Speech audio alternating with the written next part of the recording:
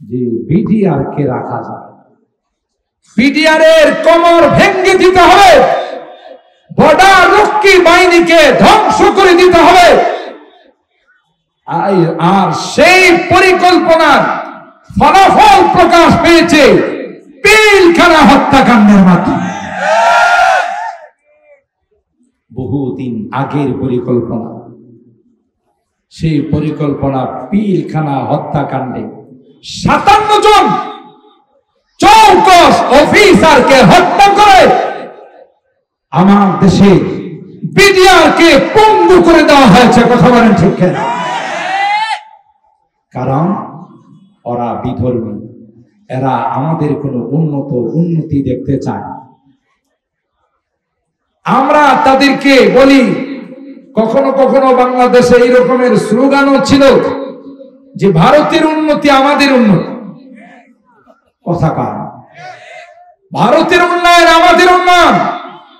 দুই দেশের মধ্যে স্বামী স্ত্রীর সম্পর্ক। কথা বলেন ঠিক কিনা? ইনশাআল্লাহ কিয়ামত পর্যন্ত এই স্লোগান বাংলার জমিনে আর কেউ দিতে পারবে না। কথা বলেন ঠিক কিনা? কারণ এদেশের মানুষ আর গোলামি কখনো মেনে নেবে। কথা বলেন ঠিক কিনা? কোরআন 1500 বছর আগে আমাদেরকে সতর্ক করে, ইয়া আইয়ুহাল্লাযীনা আমানু লা তাত্তাখিযুল ইয়াহুদা ওয়ান নাসারা আউলিয়া। আল্লাহ পাক কয়, হে ঈমানদারগণ, কখনো জাতিদেরকে তোমাদের বন্ধু বানায় না।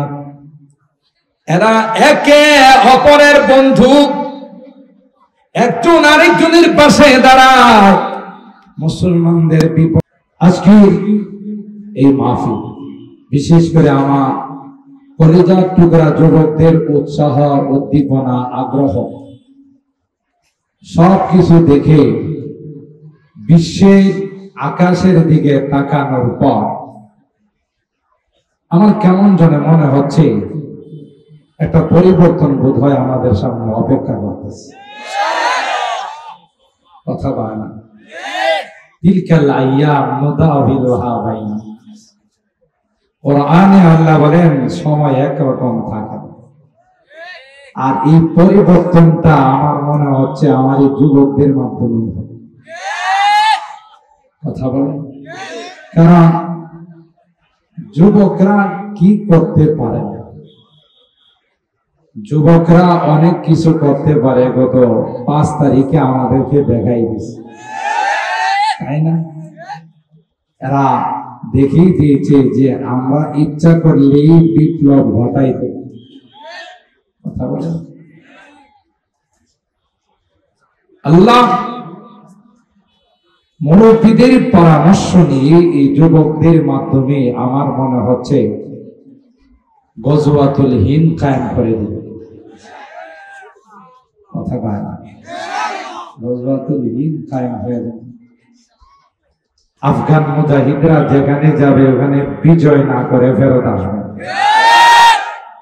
সিরিয়াতে ঢুকছে, বহুদিন যাবত সিরিয়াতে যুদ্ধ হচ্ছে, কিন্তু আফগান মুজাহিদরা ঢোকার পর বিজয়ের মালা তাদের গলাতে ঝুলছে। ঠিক কিনা? কারণ সরাসরি আসমান থেকে আল্লাহর নুসরত চলে আসছে। যেমন আফগানে যুগ যুগ ধরে বিশ্বের 2টা বড় সুপার পাওয়ার, এমন কোন অস্ত্র নেই যে অস্ত্র দিয়ে আঘাত করা হয়, হামলা করা হয়, কিন্তু ফলাফল ছিল। আমার ইসলামের সৈনিকরা, মুজাহিদরা যখন আমেরিকায় অ্যাটম বোম মারে, ক্রিকেটারের মতো লুফে লুফে ফেলে, ট্যাঙ্ক বহর নিয়ে যখন আক্রমণ করতে আসে, ট্যাঙ্ক বিধ্বংসী কোন অস্ত্র নয়, মেসের কাঠিতে ঘষা দিয়ে ওই মেসের কাঠিগুলো ট্যাঙ্ক বহরের মধ্যে নিক্ষেপ করে গোটা ট্যাঙ্ক বহর জলে ছাই হয়ে যায়। নিক্ষেপ করার সময় মাত্র কোরআনের এই আয়াত তারা তেলাওয়াত করতে, ওমা রামাইতা ইদ রামাইতা ওয়ালাকিন্নাল্লাহ রামা। এই আয়াতের তিলাওয়াতের বরকতে আল্লাহ একটা মেসের কাঠির মধ্যে এমন পাওয়ার দিয়েছে যে পাওয়ারে গোটা ট্যাঙ্ক বহর জলে পুড়ে যায়। এখানে আরেকটা জিনিসও আমাদের মনে রাখতে হবে, পৃথিবীর কোন বিজয়, আপনার স্বাধীনতা বলেন, মহান বিজয় বলেন, মানুষের শক্তির দ্বারা অর্জন হয়। মাত্র 9 মাসে স্বাধীনতা সংগ্রামে আমরা বিজয়ের মতো নিয়ামত পেয়েছি। এটা আমরা আমাদের বাহুবলে না, অস্ত্র দিয়ে না, এটা একমাত্র কেবলমাত্র শুধুমাত্র আল্লাহর সাহায্য। নিজেদের আধিক্য, নিজেদের শক্তিকে সামনে রাখলে কোনোদিন বিজয় আসবে। ঠিক নতুন স্বাধীনতার বিজয় আসছে আল্লাহর রহমতে, কথা বলেন ঠিক না? এটা এমনি আসে না, যেখানে এত অস্ত্র, এত গোলা বারুদ খরচ করা হয়েছে, শেষ পর্যন্ত দেখা গেছে এই ছোট ছোট বাচ্চাদের সামনে সব সারেন্ডার করতে পারে। ফাইসালা কোন জায়গা থেকে আসছে? ফাইসালা আল্লাহর পক্ষ থেকে। আল্লাহ পাক বদরের মধ্যে বিজয় দিয়েছিলেন 313 জন সাহাবী, কিচ্ছু নেই, দোয়ার মাধ্যমে আল্লাহ বিজয় মঞ্জুর করেন। আল্লাহর কাছে আল্লাহর হাবিব দোয়া করেছেন, আল্লাহ তুমি যদি চাও পৃথিবীর মধ্যে কেউ তোমার নাম স্মরণ করার থাকবে না, আমাদেরকে পরাস্ত করে। আর যদি চাও ইসলামের নিশান, ইসলামের পতাকা থাকবে, তোমার নাম উচ্চারণ করার মতো কেউ থাকবে, তাইলে আজকে এই কঠিন যুদ্ধে আমরা তোমার কাছে সাহায্য চাই। আসমান থেকে আল্লাহ ফেরেশতা পাঠিয়ে বলেছেন, আল্লাহর হাবিবকে জানিয়ে দিয়েছেন যে প্রথম পর্যায়ে আমি 1000 ফেরেশতা দিয়ে সাহায্য, দ্বিতীয় পর্যায়ে 3000, তৃতীয় পর্যায়ে 5000। যে আল্লাহ বদরের প্রান্তে মুসলমানদের উপরে সাহায্য নাজিল করে বিজয় দিয়েছেন, সে আল্লাহকে এখন আসেন না, নির্বাচনে পরিবর্তন হয়ে গেছে। থাকলেও আগের মতো আল্লাহর পাওয়ার নাই। হ্যাঁ, ফিজায়ে বদর पैदा कर फरिश्ते तेरी नुसरत को उतर सकती है गर्दों से कतार अंदर कतार भी। কবি ডাক দিয়া বলে, ওই জজবা, ওই ঈমানি তাকওয়া যদি এখনো তোমাদের মধ্যে হয়ে যায়, তাহলে যে আল্লাহ বদরের প্রান্তে সাহায্য নাযিল করেছিলেন, বিশাল একটি সশস্ত্র বাহিনীকে পরাস্ত করে বিজয়ের পতাকা মুসলমানকে আল্লাহ দিয়েছিলেন, সেই আল্লাহ এখনো আছে না নাই? আরো জোরে বলেন, আছে না নাই? আল্লাহ ডাক দেয়া কয়, ওয়ালা তাহিনু ওয়ালা তাহজানু ওয়া আনতুমুল আ'লাউন ইন কুনতুম মুমিনিন। সত্যিকার অর্থে তোমরা যদি ঈমানদার হয়ে থাকো, ভয় পাওয়ার কোনো কারণ নেই, টেনশনের কোনো কারণ নেই, বিজয় তোমাদের কদম বসি করবে। কথা বলেন ঠিক কি? বিজয় তোমাদের কদম বসি করবে, তোমাদের কদমে চুমু খাবে। সত্য হলো তোমাদের মধ্যে মুনাফিক থাকতে পারে। আজকে গোটা বিশ্ব মুনাফিকে ছেয়ে গেছে। মুসলিম কান্ট্রিগুলো যদি আজকে এক থাকতো, আল্লাহর কসম, ইসরায়েলের ইহুদি বাচ্চারা ফিলিস্তিনের মুসলমানকে হত্যা করা দূরের কথা, তাদের দিকে তাকানোর সাহস পাইত। আমাদের মধ্যে মুনাফিক ঢুকে গেছে। আমরা মুসলিম কান্ট্রিগুলো বিজাতিদের পা চাটা গোলাম হয়ে গেছে। অথচ আমি যে আয়াতে কারিমা তিলাওয়াত করি, স্পষ্ট ভাবে আল্লাহ আমাদেরকে জানিয়ে দিয়েছেন, লা তাত্তাখিযুল ইয়াহুদা ওয়ান নাসারা আউলিয়া বাদুহুম আউলিয়া ওয়া বাদ। হে ঈমানদারগণ, কোন ইহুদি খ্রিস্টান বিজাতিকে তোমাদের অন্তরঙ্গে বন্ধু বানায়, তোমাদের কলবের মধ্যে তাদের জায়গা করে দিও না। হ্যাঁ, বাহ্যিক সম্পর্ক থাকবে, পৃথিবীতে চলতে গেলে কূটনৈতিক সম্পর্ক থাকতে হবে, কিন্তু কোন মুসলমান কোন বিজাতিকে অন্তর দিয়ে ভালোবাসতে পারে। বাদুহুম আউলিয়া ওয়া বাদ, এরা একে অপরের বন্ধু। মুসলমানের বন্ধু কোনদিন বিজাতি হতে, ভুলটা আমাদের এখানে। আল্লাহ বলেন বন্ধু নয়, আর আমরা তাদেরকে আমাদের অন্তরের কলবের বন্ধু বানাই। যে কারণে আমাদেরই ভয়াবহ পরিণতি, তার বাস্তব প্রমাণ হলো বাংলাদেশ। বাংলাদেশ মনে করে পার্শ্ববর্তী রাষ্ট্র ইন্ডিয়া আমাদের অন্তরঙ্গ বন্ধু, আর ইন্ডিয়া সব সময় চায় বাংলাদেশকে কিভাবে শেষ করে দেবে। আমরা ইতিহাসের পাতা খুলে দিই, আমাদের দেশের বর্ডার রক্ষী বাহিনী, যাদেরকে বিডিআর বলা হয়, এরা এতটাই সাহসী, এতটাই শক্তিশালী। আপনারা বহু বছর আগের ঘটনা পত্রিকায় দেখেছেন, মিডিয়ার মাধ্যমে দেখেছেন, রৌমারী সীমান্ত রাত্রের আধারে ইন্ডিয়া আমার দেশের 1 কিলোমিটার দখল করে ফেলছে। বিএসএফ, ইন্ডিয়ান বাহিনী, তখনকার সময়ে বর্ডার রক্ষী বাহিনীর নাম ছিল বিডিআর। ওখান থেকে স্থানীয় নেতারা, স্থানীয় অফিসাররা হেডকোয়ার্টার যোগাযোগ করলেন যে এই হলো অবস্থা, আমরা কি করব। হেডকোয়ার্টার থেকে বলা হলো যে অ্যাকশন, ডাইরেক্ট অ্যাকশন, সোজা অ্যাকশনে যাও।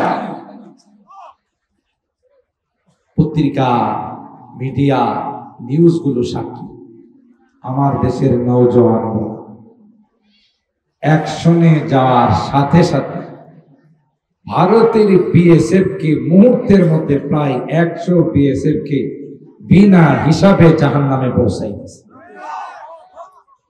কত? 100 বিএসএফ, ভারতের বর্ডার রক্ষী বাহিনী। আমার দেশের একটা নওজওয়ানের গায়ে কোনো টাচ লাগাইতে পারে না। সেদিন থেকে ভারত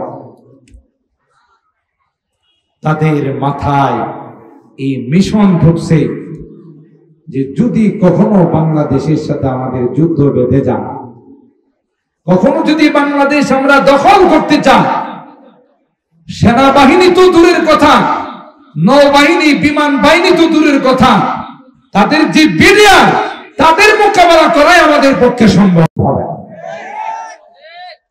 সেদিন থেকে পরিকল্পনা তাদের মাথায় আসছে যে বিডিআর কে রাখা যাবে না, বিডিআর এর কোমর ভেঙে দিতে হবে, বর্ডার রক্ষী বাহিনীকে ধ্বংস করে দিতে হবে। আর সেই পরিকল্পনার ফলাফল প্রকাশ পেয়েছে পিলখানা হত্যাকাণ্ডের মাধ্যমে। বহুদিন আগের পরিকল্পনা, সেই পরিকল্পনা পিলখানা হত্যাকাণ্ডে 57 জন চৌকস অফিসারকে হত্যা করে আমার দেশে বিডিআর কে পঙ্গু করে দেওয়া হয়েছে। কথা বলেন ঠিক কিনা? কারণ ওরা বিধর্মী, এরা আমাদের কোনো উন্নতি দেখতে চায়। আমরা তাদেরকে বলি, কখনো কখনো বাংলাদেশে এই রকমের স্লোগানও ছিল যে ভারতের উন্নতি আমাদের উন্নতি। কথা কার? ভারতের উন্নয়ন আমাদের উন্নয়ন। দুই দেশের মধ্যে স্বামী স্ত্রীর সম্পর্ক। কথা বলেন ঠিক কিনা? ইনশাআল্লাহ কিয়ামত পর্যন্ত এই স্লোগান বাংলার জমিনে আর কেউ দিতে পারবে না। কথা বলেন ঠিক কিনা? কারণ এদেশের মানুষ আর গোলামি কখনো মেনে নেবে না। কথা বলেন ঠিক কিনা? কোরআন ১৫০০ বছর আগে আমাদেরকে সতর্ক করে, ইয়া আইয়ুহাল্লাযীনা আমানু লা তাত্তাখিযুল ইয়াহুদা ওয়ান নাসারা আউলিয়া। আল্লাহ পাক কয়, হে ঈমানদারগণ, কখনো বিজাতিদেরকে তোমাদের বন্ধু বানায় না। এরা একে অপরের বন্ধু, একজন আরেকজনের পাশে দাঁড়ায়, মুসলমানদের বিপক্ষে দাঁড়ায়। গোটা বিশ্বে যত হামলা মামলা, যত আক্রমণ হয় সবগুলো মুসলিম কান্ট্রি গুলোতে হয়। ঠিক কিনা বলেন? মুসলিমদেরকে মুসলমানদেরকে নিধন করার জন্য, মুসলমানদেরকে শেষ করে দেওয়ার জন্য যত রকমের ষড়যন্ত্র, যত রকমের পরিকল্পনা, সবগুলো তাদের পক্ষ থেকে বানানো হয়। টুইন টাওয়ারের হামলা, পেন্টাগনের হামলা, সবগুলো ছিল তাদের সাজানো। একটাও মুসলমানদের কোনো দখল ছিল না। আমেরিকা ইহুদির বাচ্চাদের পরামর্শ নিয়ে পরিকল্পনা সাজিয়েছিল এই টুইন টাওয়ারের হামলার মাধ্যমে, পেন্টাগনের হামলার মাধ্যমে, যে ওসামা বিন লাদেনকে বিশ্ব সন্ত্রাস বানিয়ে, ওসামা বিন লাদেনকে দোষী বানিয়ে, টেররিজমদের নেতা বানিয়ে আফগানকে শেষ করে গোটা বিশ্বের মুসলিমকে শেষ করে দিবে। তাদের জানা নেই মুসলমানদের অভিভাবক। কথা বলে, যালিকা বিআন্নাল্লাহা মাওলাল্লাযীনা আমানু ওয়া আন্নাল কাফিরিনা লা মাওলা লাহুম। আল্লাহ সূরা মুহাম্মাদের আয়াতের মধ্যে বলেন, হে বিশ্বের মুসলমান, ভয় পেও না, টেনশন করো না। তাদের কাছে অ্যাটম বোম থাকতে পারে, তাদের কাছে পারমাণবিক থাকতে পারে, তাদের কাছে বিভিন্ন রকমের ক্রুজ ক্ষেপণাস্ত্র থাকতে পারে, আরো অনেক কিছু তাদের কাছে থাকতে পারে। কেন মনে রাখবা, আমি আল্লাহ তাদের অভিভাবক নয়। কোন অ্যাটম বোম, কোন পারমাণবিক, কোন অগ্নিয়াস্ত্র আল্লাহর হুকুম ছাড়া কাজ করে না। কথা বলেন ঠিক কি? আল্লাহর হুকুম হবে তখন কাজ হবে। আল্লাহ ক্লিয়ারলি জানিয়ে দিয়েছেন, আমি আল্লাহ তাদের অভিভাবক নয়। ওয়া আন্নাল কাফিরিনা লা মাওলা লাহুম, কাফেরদের কোনো অভিভাবক নেই, আমি আল্লাহ তোমাদের অভিভাবক। সুবহানাল্লাহ। তার বাস্তব বাংলাদেশের মানুষ তোমরা দেখো, একটা স্ট্রং শক্তিশালী হানাদার বাহিনী, তাদের সামনে তোমাদের দাঁড়ানোর মতো কোনো ক্ষমতা ছিল? কথা কয় না। পাকিস্তান বাহিনী, হানাদার বাহিনী যখন আমাদের সামনে চলে আসছিল, তাদের মোকাবেলা করার কোনো ক্ষমতা আমাদের ছিল? নিঃসন্দেহে আল্লাহ রাব্বুল আলামিন আসমান থেকে আমাদের উপরে সাহায্য করে মাজলুমদের পক্ষ নেন, জালেমদের পক্ষে আল্লাহ কখনো যান। কথা বলেন ঠিক কি? ছাত্র জনতার হাতে কিছুই ছিল না। কি বলেন? ছিল? কোনো অস্ত্র ছিল না, কিছুই ছিল না। ছিল একটাই, সেটা হলো এদেশে ছাত্র জনতা ছিল মাজলুম, নিপীড়িত, নির্যাতিত। কথা বলেন ঠিক কিনা? অপর পক্ষ ছিল জালেম। এই জন্য আল্লাহ তার বিধান, তার সিস্টেম হলো পৃথিবীর সূচনা লগ্ন থেকে আল্লাহ মাজলুমদের পক্ষ নেন, জালেমদের পক্ষ নেন না। কথা বলেন ঠিক কিনা? তাই আমরা ছিলাম মাজলুম, আমরা ছিলাম নিপীড়িত, নির্যাতিত, নিষ্পেষিত, শোষিত জাতি। তাই আল্লাহ সাহায্য আমাদের উপরে আসিল ছিল বলে মাত্র 9 মাসের সংগ্রামে আল্লাহ আমাদেরকে বিজয়ের মতো নিয়ামত দান করেছে। বিজয়ের মাস ডিসেম্বর মাস। এই জন্য কোনো কিছুতে আল্লাহর সাহায্যকে, আল্লাহর শক্তিকে ভুলে গেলে চলবে না। হতে পারে আমাদের কাছে আধুনিক কোনো যন্ত্রপাতি নেই, আধুনিক কোনো অস্ত্র নেই, কিন্তু আমাদের ইয়াকিন আর বিশ্বাস আছে যে আল্লাহর সাহায্য আমাদের সঙ্গে আছে। যত বড় পড়া শক্তি হোক না কেন, আল্লাহর সাহায্যের সামনে দাঁড়ানোর মতো তাদের কোনো ক্ষমতা। কথা বলেন ঠিক না বেঠিক? কিন্তু এর আগে সাহাবায়ে কেরামদের মতো ঈমানওয়ালা আমাদের হতে হবে। সাহাবায়ে কেরামদের মতো ঈমানি তাকত আর শক্তি আমাদের মাঝে সৃষ্টি করতে হবে। আফগান মুজাহিদদের মতো ঈমানি শক্তি আমাদের মাঝে সঞ্চার করতে হবে। কথা বলেন ঠিক কিনা? আর ঈমানি তাকত আর এই শক্তি নিয়ে যখন আমরা ময়দানে যাব, যত বড় পাওয়ারফুল শক্তি আমাদের মোকাবেলা করতে আসুক না কেন, ইনশাআল্লাহ সেকেন্ডের মধ্যে তাদের পরাজিত হওয়া, পরাজয় বরণ করা তাদের জন্য অনিবার্য হয়ে যাবে। ঠিক না বলছি? এটার জন্যই উলামায়ে কেরাম, জাতির রাহবার, এই সকল মাদ্রাসাগুলো, গজওয়ায়ে হিন্দ সহ আরো যত যুদ্ধ আসবে, ওই যুদ্ধগুলোর মধ্যে সৈনিক তৈরি হওয়ার ক্যান্টনমেন্ট হলে সকল মাদ্রাসা। আবার কেউ ভুল মেসেজ দিয়েন না যে আজকে বক্তব্য বলে গেছে সৈনিক বানানোর কারখানা হলো মাদ্রাসা। আমাদের যে অপবাদ দেওয়া হয়েছিল, সে অপবাদের জন্য না। যারা অপবাদ দিয়েছিল মাদ্রাসা জঙ্গিবাদ প্রজনন কেন্দ্র, সন্ত্রাসীদের আস্তানা, মাদ্রাসা টেররিজমের কারখানা, আল্লাহ প্রমাণ করে দিয়েছে যে মাদ্রাসা আলেম ওলামা, নায়েবে রাসূল, ওয়ারাসাতুল আম্বিয়ারা ছিল, আছে, থাকবে।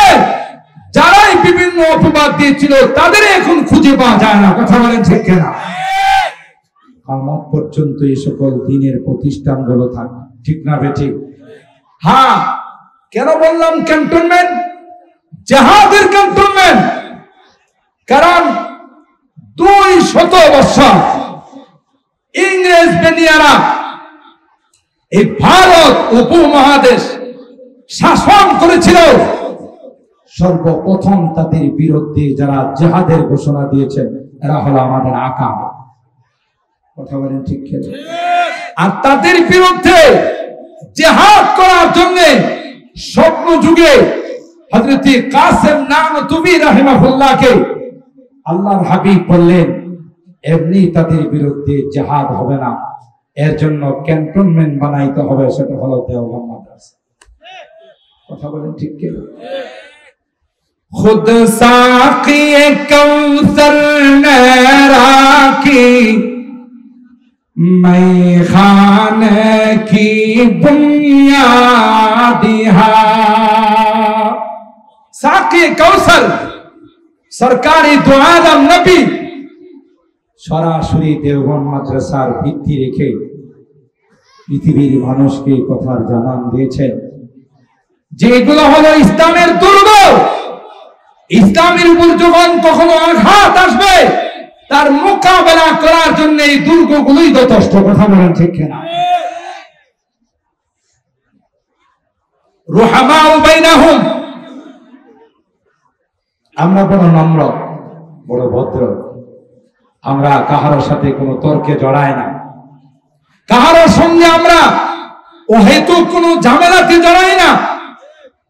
কিন্তু আশিদ্দাউ আলাল কুফার, কেউ যদি আমার কোরআন নিয়ে, আমার ইসলাম নিয়ে, আমার নবীকে নিয়ে টানাটানি করে, সাথে সাথে তার মাথাটা দেহের থেকে বিচ্ছিন্ন করে দেয়। আশিদ্দাউ আলাল কুফার রুহামাউ বাইনাহুম, এটা হলো সাহাবায়ে কেরামদের সিফাত, সাহাবায়ে কেরামদের গুণ। সম্মানিত সুধী, এই সকল মাদ্রাসা থেকে নায়েবে রাসূল যারা বের হচ্ছে, ওয়ারাসাতুল আম্বিয়া যারা বের হচ্ছে, গোটা বিশ্বের মধ্যে ইসলামের পাহারাদার হিসাবে, ইসলামের সৈনিক হিসাবে আনাচে কানাচে ছড়িয়ে ছিটিয়ে যাচ্ছে। আর আমার এই সমাজের যুবকরা তাদেরকে অনুসরণ করে, তাদেরকে ফলো করে, যখন জিহাদের ডাক আসবে, কলমার ডাক আসবে, ইসলামের পতাকা উত্তোলনের ডাক আসবে, তখন তারা ময়দানের মধ্যে দুশমনদের বিরুদ্ধে ঝাঁপিয়ে পড়বে। কথা বলেন ঠিক না? আর এই দুর্গগুলোকে সংরক্ষণের দায়িত্ব নিয়েছেন কে? আরো জোরে বলেন। এই সকল দুর্গগুলোকে সংরক্ষণের দায়িত্ব নিয়েছেন সরাসরি আল্লাহ। ইন্না নাহনু নাযালনা যিকরা ওয়া ইন্না লাহু লাহাফিজুন। এই কোরআন আমি নাযিল করেছি, ইসলাম আমার মনোনীত ধর্ম, একমাত্র আমার নির্বাচিত ধর্ম। আমি আমার বয়ানে আপনাদের অনেক সময় বলে থাকি, সর্বপ্রথম আদম সন্তান যখন দুনিয়াতে আসছে, তখন কিন্তু অরিজিনাল ধর্ম ইসলাম নিয়ে দুনিয়াতে আসছে। কুল্লু মাউলুদিন ইউলাদু আলাল ফিতরা ফাআবাওয়াহু ইউহাফিদানিহি আও ইউনাসরানিহি আও ইউমাজ্জিসানিহি। আসল ধর্ম ইসলাম নেই। প্রত্যেকই, আপনি ইহুদি বলেন, খ্রিস্টান বলেন, হিন্দু বলেন, বৌদ্ধ বলেন, অরিজিনাল ধর্ম ইসলাম নেই পৃথিবীতে আগমন করছে। কথা বলেন ঠিক কিনা? আসার পর তখন তার ধর্মের যারা আছে, তার গুরুরা হিন্দু ধর্মের হলে হিন্দু বানিয়েছে, বৌদ্ধ ধর্মের হলে বৌদ্ধ বানিয়েছে। ধর্মীয় রীতি নীতি অনুযায়ী তাদেরকে সেই ধর্মের ধিক্কা দিয়ে সেই ধর্মের অনুসারী বানিয়েছে। কথা বলেন ঠিক না? ঠিক তদ্রুপ পৃথিবী থেকে যাওয়ার সময় যখন মৃত্যু চলে আসবে, সাকারাত যখন শুরু হয়ে যাবে, পৃথিবীর প্রত্যেকটা বিধর্মী, আপনি যত সুপার পাওয়ার রাষ্ট্রের মালিক হোক না কেন, ডোনাল্ড ট্রাম্প বলেন, আর চায়নার প্রেসিডেন্ট বলেন, রাশিয়ার প্রেসিডেন্ট বলেন, ভারতের প্রেসিডেন্ট বলেন, কোরআন বলে মৃত্যুর আগে সবাই চেষ্টা করবে ইসলাম গ্রহণ করার।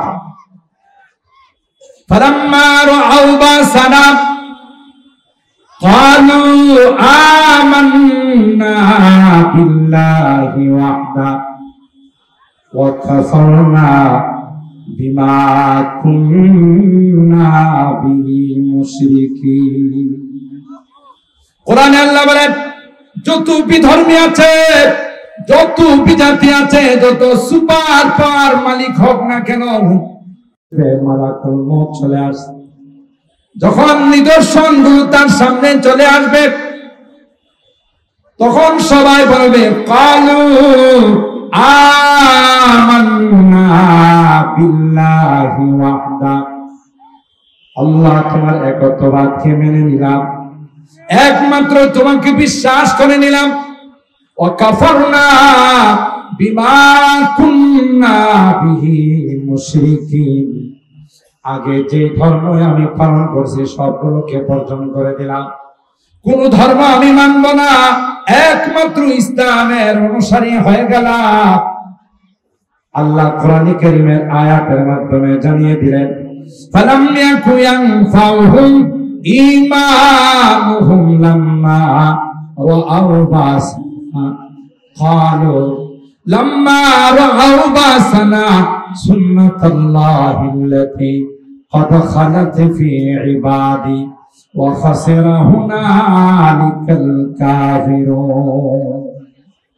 আল্লাহ বলবেন, না না, সময় মেয়াদ শেষ হয়ে গিয়েছে, এখন যতই তোমরা বলবা আমরা ঈমানদার, আল্লাহ বলেন এখন বললে আর কাজে আসবে না, কারণ যখন সময় ছিল তখন তোমরা ঈমান আনো নাই, যখন সময় ছিল তোমরা কুফরি কি বর্জন করো নাই, এখন তোমাদের মেয়াদ শেষ হয়ে গিয়েছে, ঈমান আনার সময় শেষ হয়ে গিয়েছে। আল্লাহ বলেন এখন ঈমান আনলে কোনো লাভ হবে না। ঠিক কিনা বলেন?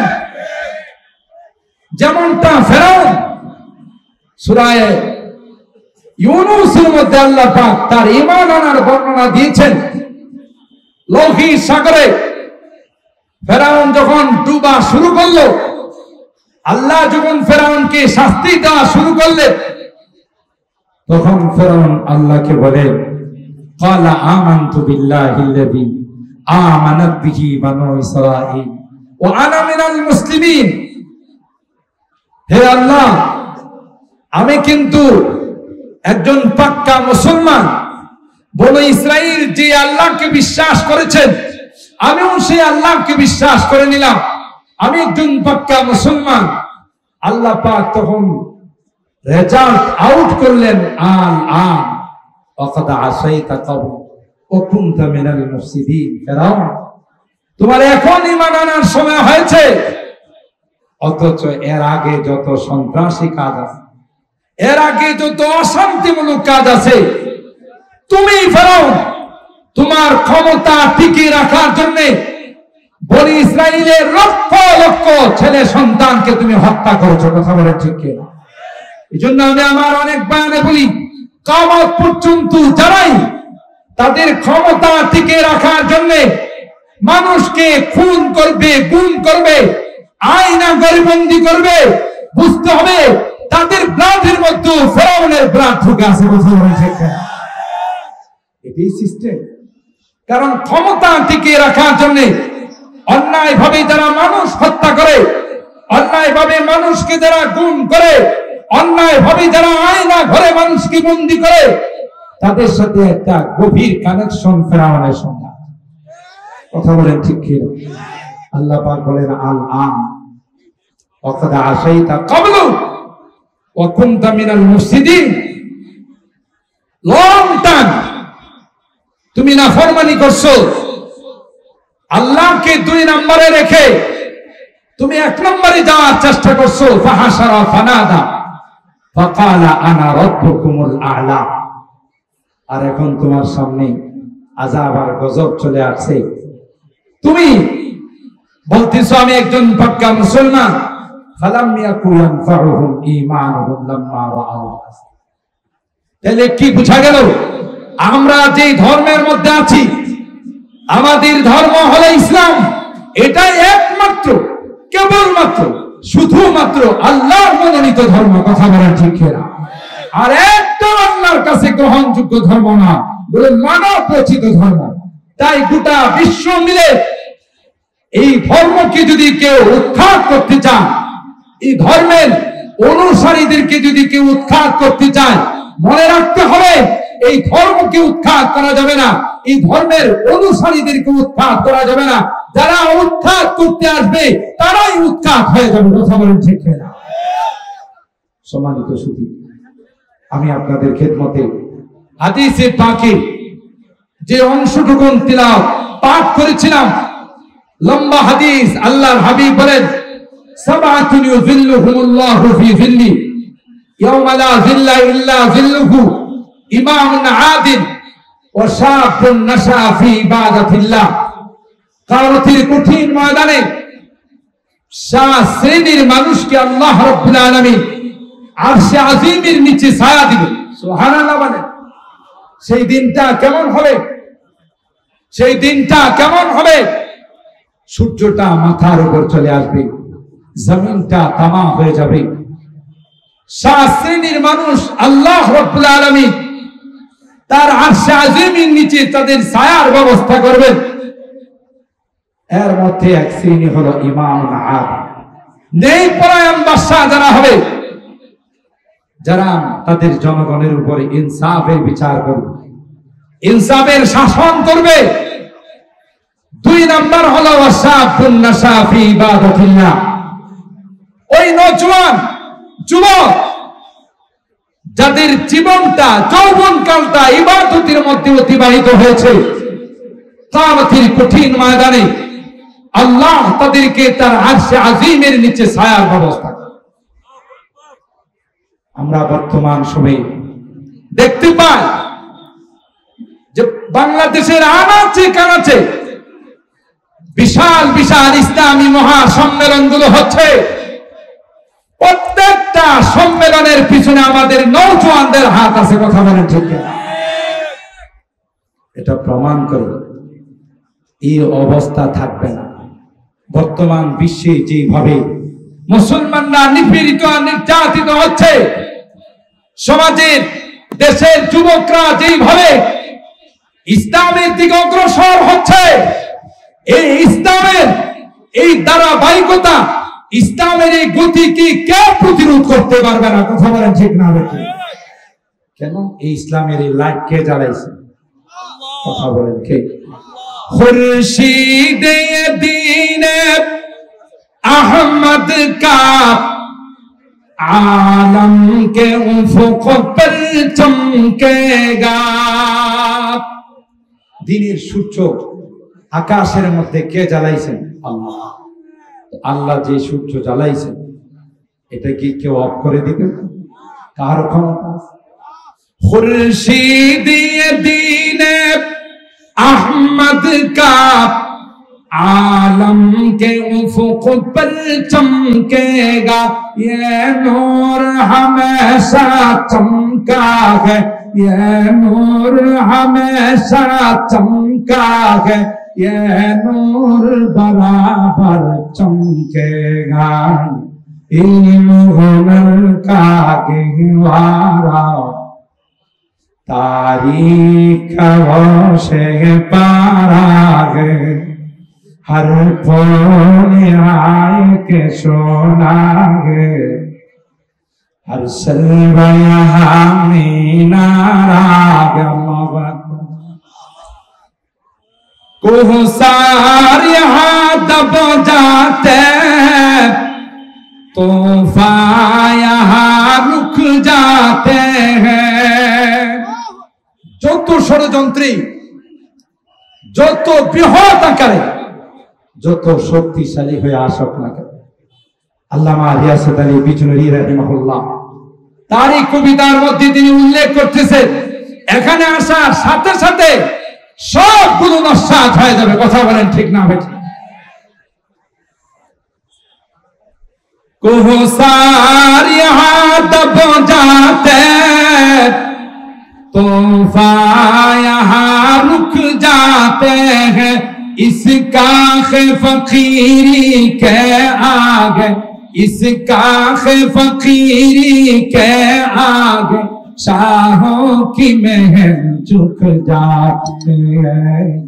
इल्म हुनर का गहवारा तारीख से पारा है, हर फोन आए के सोना है, हर सरवा यहाँ मीनारा है।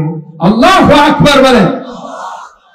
সম্মানিত সুধী, পিছনে দেখা যাচ্ছে সুলতানুল ওয়াইজিনের আগমন।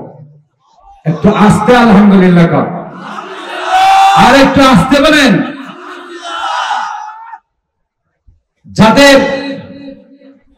একটু চেহারা দেখার জন্য, যাদের জুবান থেকে একটু নসিহা শোনার জন্য রাত কি রাত মানুষ সাতক পাখির মতো, মৌমাছির মতো বসে থাকে, আজকে আপনাদের ইখলাসের বরকতে আমি শুরুতেই বলেছি যে এই জাতীয় কোয়ালিটি সম্পন্ন সম্মেলন বাংলাদেশে খুব কমই পাওয়া যায়, যেখানে গোটা বাংলাদেশের যারা মাথা ফেমাস তাদেরকে আপনাদের ইখলাসের বরকতে এই সম্মেলন আজকে জমায়েত করেছে, একত্রিত করেছে। আমাদের মাঝে এই নুরানি চেহারা সুলতানুল ওয়াইজিন হযরতুল আল্লামা খালিদ সাইফুল্লাহ আইয়ুবী দামাত বারাকাতুহু উপস্থিত হয়েছেন। ইনশাআল্লাহ এইভাবে একের পর এক আমাদের মাঝে আজকের দাওয়াতি মেহমানগণ, মুআজ্জাজ মেহমানগণ উপস্থিত হয়ে যাবেন এবং ওনাদের মূল্যবান নসিহা দিয়ে আমাদেরকে উপকৃত করবেন ইনশাআল্লাহ। আমাদের এই রকমের কোনো আদত নেই, কোনো মেহমান আসলে পরে তাকে বসিয়ে রেখে কথা বলা। আমি শেষ মেসেজটুকু আপনাদেরকে দিতে চাচ্ছি, মুসলমান যখন তার অস্তিত্ব নিয়ে, মুসলমান যখন তার স্বকীয়তা নিয়ে থাকবে, ইনশাআল্লাহ ইনশাআল্লাহ বিজয়ের পতাকা মুসলমানদের হাতে উত্তোলিত হবে। কথা বলেন ঠিক কিনা? নাসরুম মিনাল্লাহ ওয়া ফাতহুন করিম ওয়া আখিরু দাওয়ানা।